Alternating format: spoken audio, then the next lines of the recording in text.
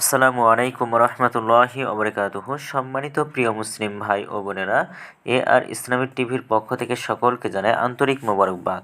আশা করি সকলে ভালো আছেন। আমিও আলহামদুলিল্লাহ আল্লাহর রহমতে ভালো আছি। আজকে আপনাদের মাঝে আলোচনা করব মেরাজের রাতে আল্লাহর দেওয়া যে 3 উপহার সে সম্পর্কে। তো ইসরা এবং মেরাজ বিশ্বনবী মুহাম্মদ সাল্লাল্লাহু আলাইহি ওয়াসাল্লাম জীবনের একটি গুরুত্বপূর্ণ ঘটনা ও মৌজেজা। নবীজি সাল্লাল্লাহু আলাইহি সাল্লাম মক্কায় অবস্থানকালীন সময়ের শেষ দিকে এক রাতে আল্লাহর পক্ষ থেকে তাকে প্রথম মসজিদুল আকসায় নিয়ে যাওয়া হয়। মসজিদুল আকসা থেকে ঊর্ধ্বজগৎ ভ্রমণে নিয়ে যাওয়া হয়। মক্কা থেকে মসজিদুল আকসা পর্যন্ত নবী করিম সাল্লাল্লাহু আলাইহি ওয়াসাল্লামের রাতের ভ্রমণ ইসরা নামে এবং মসজিদুল আকসা বা বাইতুল মুকাদ্দাস থেকে ঊর্ধ্বজগৎ ভ্রমণ মেরাজ নামে পরিচিত। ইসরা এবং মেরাজের রাতে আল্লাহ সুবহানাহু তাআলা নবী করিম সাল্লাল্লাহু আলাইহি ওয়াসাল্লামকে তার কিছু বড় নির্দেশন দেখিয়েছিলেন এবং তাকে অনেক নিয়ামতও দান করেছিলেন।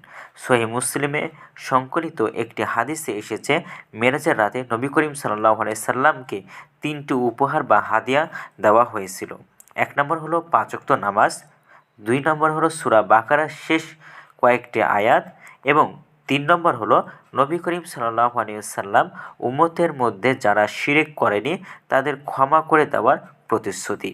হযরত আব্দুল্লাহ ইবনে মাসউদ রাদিয়াল্লাহু তাআলা আনহু বলেন, যে রাতে আল্লাহ রাসূল সাল্লাল্লাহু আলাইহি ওয়াসাল্লাম ভ্রমণ করানো হয় তাকে সিদরাতুল মুনতাহায় নিয়ে যাওয়া হয়েছিল। সিদরাতুল মুনতাহা 6ষ্ঠ আসমানের অবস্থিত।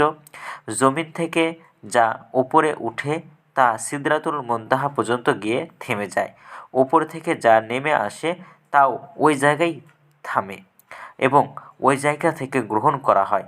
অর্থাৎ সিদরাতুল মুনতাহা ফেরেশতাদের যাতায়াতের শেষ সীমা। তারা এই পর্যন্তই যেতে পারেন। আল্লাহর আদেশ নিষেধ তারা এই জায়গা থেকেই শোনেন এবং গ্রহণ করেন।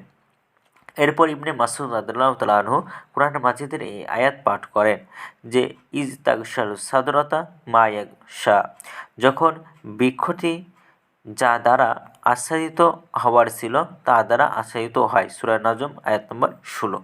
এই আয়াতের ব্যাখ্যা করে তিনি বলেন যে এগুলো ছিল স্বর্ণের পতঙ্গ।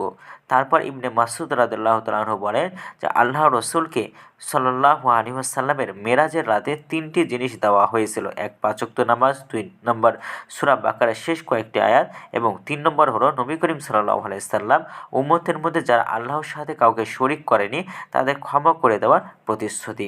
সহিহ মুসলিম শরীফ হাদিস নাম্বার 279 নম্বর। তো ভিডিওটি ভালো লাগলে অবশ্যই চ্যানেলটি সাবস্ক্রাইব করে পাশে থাকবেন।